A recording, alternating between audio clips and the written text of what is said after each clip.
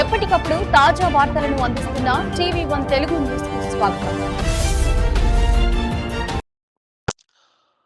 కేంద్రంలో అధికారంలో ఉన్న బీజేపీ ప్రభుత్వం ఉపాధి హామీ చట్టాన్ని నిర్వీర్యం చేస్తూ పార్లమెంట్లో ప్రవేశపెట్టిన రామ్జీ బిల్లు వ్యవసాయ కార్మికులకు, పేదలకు తీవ్రమైన నష్టం కలిగిస్తుందని కేంద్ర ప్రభుత్వం తక్షణమే ఈ బిల్లును ఉపసంహరించుకోవాలని సిపిఎం జిల్లా కార్యదర్శి మల్లు నాగార్జున రెడ్డి డిమాండ్ చేశారు. శుక్రవారం సిపిఎం జిల్లా కమిటీ ఆధ్వర్యంలో సూర్యాపేట జిల్లా కేంద్రంలోని నల్లాల బావి సెంటర్లో పార్లమెంట్లో ప్రవేశపెట్టిన ఉపాధి హామీ కొత్త బిల్లును వ్యతిరేకిస్తూ కేంద్ర ప్రభుత్వం దిష్టిబొమ్మను దగ్ధం చేశారు. ఈ సందర్భంగా ఆయన మాట్లాడుతూ కేంద్రంలోని బీజేపీ ప్రభుత్వం తన అంగబలంతో మహాత్మా గాంధీ జాతీయ గ్రామీణ ఉపాధి హామీ చట్టం రద్దు చేసి ఆ స్థానంలో రామ్జీ ఉపాధి బిల్లును తీసుకురావడం జరిగిందని, ఇది దేశంలోని వ్యవసాయ కార్మికులకు, పేద రైతులకు తీవ్ర నష్టమని అన్నారు. ఉపాధి హామీ పథకాన్ని ఉన్న మహాత్మా గాంధీ జాతీయ గ్రామీణ ఉపాధి హామీ చట్టానికి గాంధీ పేరు మార్చి రామ్జీ పేరు పెట్టడం సమంజసం కాదన్నారు. ప్రతి కుటుంబానికి 100 రోజుల నుండి 125 రోజులు పనిదినాలను పెంచుతామన్నారని ఎన్డీఏ ప్రభుత్వం పార్లమెంట్లో వాదించడం దుర్మార్గమని అన్నారు. కోట్లాది మంది గ్రామీణ వ్యవసాయ కార్మికులు, ఇతర పేదలకు భరోసాగా ఉన్న 100 రోజులు పని కల్పించే మహాత్మా గాంధీ జాతీయ గ్రామీణ ఉపాధి హామీ చట్టం రద్దు చేయాలని ఆలోచన బీజేపీ ప్రభుత్వం అనేక సంవత్సరాలుగా ప్రయత్నం చేస్తూ వచ్చిందని, ఈ ఆలోచన తుది రూపం రామ్జీ బిల్లు అన్నారు. రామ్జీ బిల్లు ద్వారా గ్రామీణ ఉపాధి హామీ చట్టాన్ని కాస్త పథకం రూపంలోకి మార్పు చేశారని ఆయన విమర్శించారు. రానున్న కాలంలో గ్రామీణ పేదలు పనిని హక్కుగా పొందే అవకాశం ఉండదన్నారు. రామ్జీ ఉపాధి బిల్లులో 60% కేంద్ర ప్రభుత్వ నిధులు, 40% రాష్ట్ర ప్రభుత్వ నిధులు కేటాయించాలని పేర్కొనడం సమంజసం కాదన్నారు. ఈ కార్యక్రమంలో సిపిఎం రాష్ట్ర కమిటీ సభ్యులు నెమ్మాది వెంకటేశ్వర్లు, కులిశెట్టి యాదగిరిరావు, సిపిఎం జిల్లా కార్యదర్శి వర్గ సభ్యులు మట్టుపల్లి సైదులు, కోట గోపి, సిపిఎం జిల్లా కమిటీ సభ్యులు ధనియాకుల శ్రీకాంత్, పులుసు సత్యం, వీరబోయిన రవి, మేకనబోయిన శేఖర్, సిపిఎం 1 టౌన్ కార్యదర్శి వల్లపదాసు సాయి కుమార్, మేరెడ్డి కృష్ణారెడ్డి, మేకనబోయిన సైదమ్మ, దేవరకొండ యాదగిరి, ఇలక సోమన్న గౌడ్ తదితరులు ఈ కార్యక్రమంలో పాల్గొన్నారు. దేశంలో యూపీఏ 1 గవర్నమెంట్ ఉన్నప్పుడు దేశంలో యాంత్రీకరణ పెరిగిన సందర్భంగా, కరువు కాటకాలు వచ్చిన సందర్భంగా దేశంలో గ్రామీణ పేదలకు పని లేక చాలా ఇబ్బందులు పడుతున్న సందర్భంలో అక్కడ కమ్యూనిస్టు పార్టీలు పెద్ద ఎత్తున పేద ప్రజల కోసం ఉపాధి హామీ చట్టాన్ని అనివార్యం తీసుకురావాలని చెప్పి యూపీఏ 1 గవర్నమెంట్లో ఆ చట్టాన్ని తీసుకురావడం జరిగింది.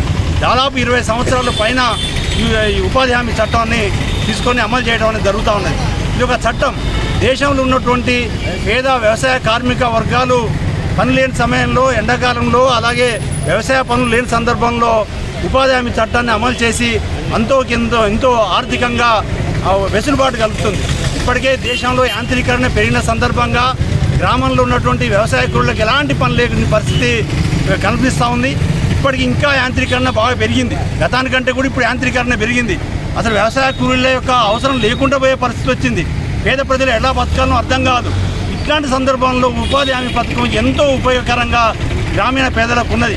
అనేక వందల మంది ఇలా గ్రామాల్లో ఉన్నటువంటి పేదవాళ్ళు ఉపాధి పని చేసుకొని సంవత్సరంలో 5,000, 10,000 ఎంతో కొంత వస్తే దాన్ని ఆధారం చేసుకొని బతుకుతున్నటువంటి కుటుంబాలు చాలా ఉన్నాయి. పెద్ద మనుషులు కూడా చాలా మంది ఉన్నారు. అట్లాంటి చట్టాన్ని ఇవాళ నిర్వీర్యం చేస్తూ బీజేపీ ప్రభుత్వం ఇవాళ దాన్ని నీరుగారుస్తూ ఇవాళ చట్టాన్ని రద్దు చేసి, మహాత్మా గాంధీ పేరు మీద ఉన్నటువంటి చట్టాన్ని రద్దు చేసి ఇలా ఒక జీవోని తీసుకురావడం అనేది జరిగింది. దీనివల్ల వ్యవసాయ కూలీలకు ఏదైతే హక్కుగా ఉన్నదో ఆ హక్కు పోయి ఇవాళ ఒక బిల్లు మాత్రమే వచ్చిన పరిస్థితి ఉన్నది. దీనివల్ల పేద ప్రజలు కోరే పరిస్థితి లేదు. ఇది మా హక్కు, ఉపాధి హామీ పథకాన్ని పెట్టండి, మాకు కూలి కల్పించండి, 100 రోజుల పని కల్పించండి అని చెప్పేసి ఒక డిమాండ్ చేసే పరిస్థితి లేకుండా పోయినటువంటి పరిస్థితి ఉన్నది. దీనికి తోడు ఇవాళ గతంలో 90% కేంద్ర ప్రభుత్వం భరించేది, 10% రాష్ట్ర ప్రభుత్వాలు భరించేది.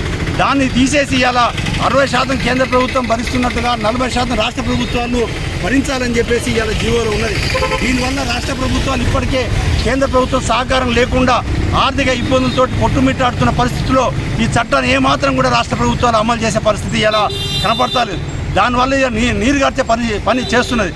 దీనికి తోడు ఏదో బాగా చేసినట్టుగా 125 రోజులు మేము కల్పిస్తామని చెప్పేసి బొంకుతున్న పరిస్థితి ఉన్నది. కానీ వాస్తవంగా 125 రోజులు 100 రోజులు పని కల్పించిన నాడే 100 రోజులు పని ఇవ్వలేదు, పూర్తి స్థాయిలో ఇవ్వలేదు.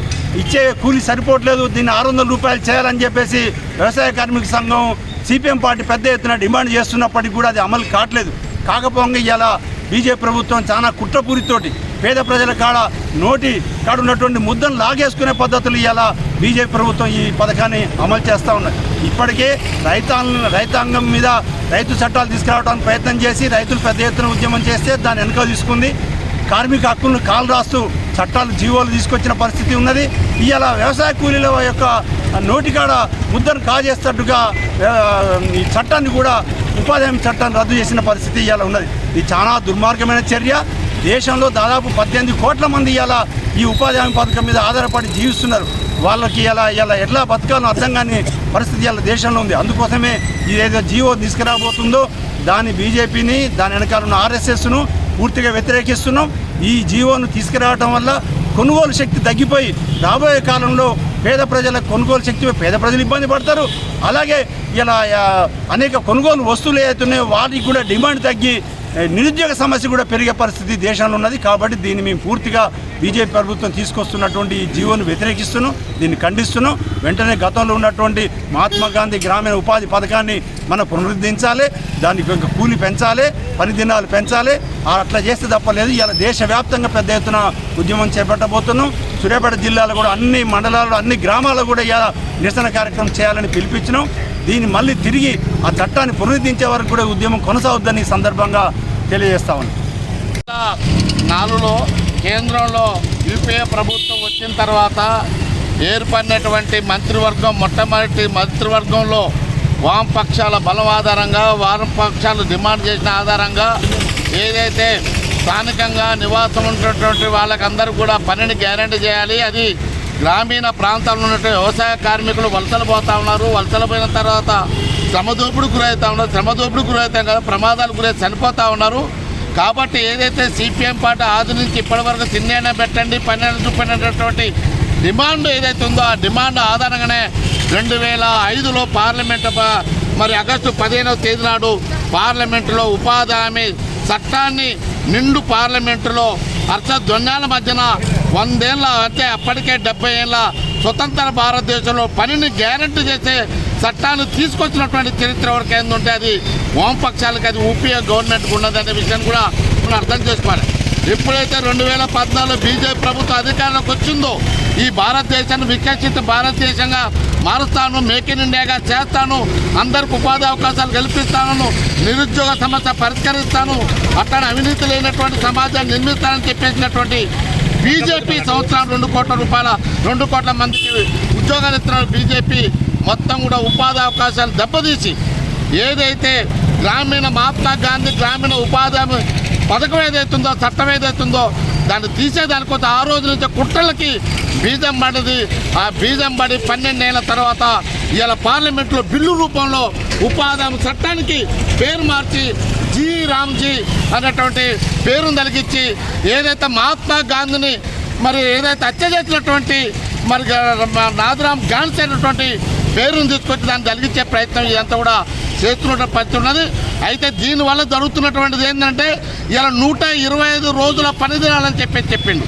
వాస్తవానికి సంవత్సరానికి వ్యవసాయ కార్మికులకి 60 రోజుల పని ఉంటుంది తప్ప 100 రోజుల పని ఎక్కడ కూడా లేదు ఇస్తున్నాను. ఎందుకంటే అది వ్యవసాయ కార్మికులకి రైతులకి అనేక రకాల వ్యవసాయ పనులు ఎన్ని సీజన్లు ఎన్ని ఉంటాయి కాబట్టి 60 రోజుల పని ఉంటుంది. కానీ పేరుకో 125 రోజులు అట్లా నిధులు తగ్గిస్తూ ఉన్నారు, కోతలు ఇస్తూ ఉన్నారు.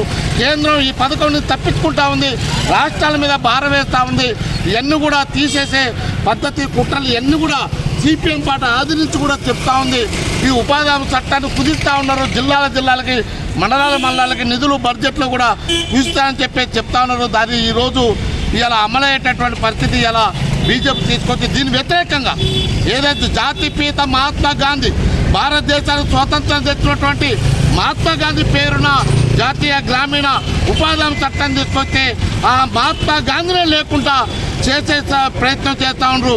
ఒకసారి మహాత్మా గాంధీ నాథురామ్ గాడ్సే చంపితే ఈరోజు మోడీ ఇవాళ మోడీ ప్రభుత్వం అమిత్ షా అందరూ కలిసి మహాత్మా గాంధీ రెండోసారి చంపేదాని కోసం ప్రయత్నం చేస్తున్నారు. దీనికి వ్యతిరేకంగా పెద్ద ఎత్తున పోరాటం చేసి దేశంలో 20 కోట్ల మంది ఉపాధి హామీ కార్మికులు ఎవరైతే ఉన్నారో వాళ్ళందరూ పనిని గ్యారంటీ చేసి చట్టాన్ని నిలబెట్టేదాని కోసం పోరాటం చేస్తామని చెప్పి ఈ సందర్భంగా తెలియజేస్తా ఉన్నాం. దేశంలో కోట్లాది మందికి ఉపాధి కల్పిస్తున్నటువంటి ఉపాధి హామీ చట్టాన్ని ఈరోజు కేంద్రంలో అధికారంలో ఉన్నటువంటి బీజేపీ ప్రభుత్వం రోజుకు నిర్వీర్యం చేస్తున్నటువంటి పరిస్థితి. అనేక పోరాటాలు ఈ దేశంలో ఉన్నటువంటి కోట్లాది మంది వ్యవసాయ కార్మికులకు పని గ్యారెంటీ పథకం కావాలని చెప్పేసి వామపక్షాలు వ్యవసాయ కార్మిక సంఘాలు అనేక సంవత్సరాలుగా పోరాటం చేయడం మూలంగా ఈ ఉపాధి హామీ చట్టం వచ్చింది. కానీ ఈ ఉపాధి హామీ చట్టం వచ్చిన తర్వాత ఈ చట్టాన్ని రక్షించాల్సినటువంటి బీజేపీ ప్రభుత్వం గత 12 సంవత్సరాల కాలంలో ప్రతి సంవత్సరం కూడా ఉపాధి హామీకి నిధులు తక్కువ కేటాయిస్తూ చట్టాన్ని మొత్తం నిర్వీర్యం చేస్తున్నటువంటి పరిస్థితి. నిన్నగాక మొన్న జరిగినటువంటి పార్లమెంట్లో మరి మహాత్మా గాంధీ జాతీయ గ్రామీణ ఉపాధి హామీ పేరుని జీరామ్జీ అని చెప్పేసి పేరు మార్చి ఈరోజు ఉపాధి హామీని నిర్వీర్యం చేసినటువంటి పరిస్థితి. దీంట్లో ప్రధానంగా ఈరోజు కేంద్ర ప్రభుత్వమే 90% నిధులు ఈ చట్టానికి ఖర్చు చేస్తుంది. 10% మాత్రమే రాష్ట్ర ప్రభుత్వం భరిస్తుంది. కానీ దీంట్లో 40% రాష్ట్రాలు అమలు చేయాలని చెప్పడం మూలంగా మీరు ప్రజలపైన ఈ రాష్ట్ర ప్రభుత్వం మీద ఖజానా పైన మీద కూడా ప్రభావం పడేటువంటి పరిస్థితి. దీని మూలంగా ఇప్పటికే పశ్చిమ బెంగాల్ రాష్ట్రంలో ఉపాధి హామీని ఎత్తేసేటువంటి పరిస్థితి. భవిష్యత్తులో కూడా తెలంగాణ రాష్ట్రంలో కానీ ఇతర దేశవ్యాప్తంగా కూడా ఉపాధి హామీ చట్టాన్ని ఎత్తేసేటువంటి పరిస్థితి. కాబట్టి దీన్ని యథావిధిగా కొనసాగించాలని చెప్పేసి ఈరోజు సిపిఎం పార్టీగా డిమాండ్ చేస్తూ ఉన్నాం.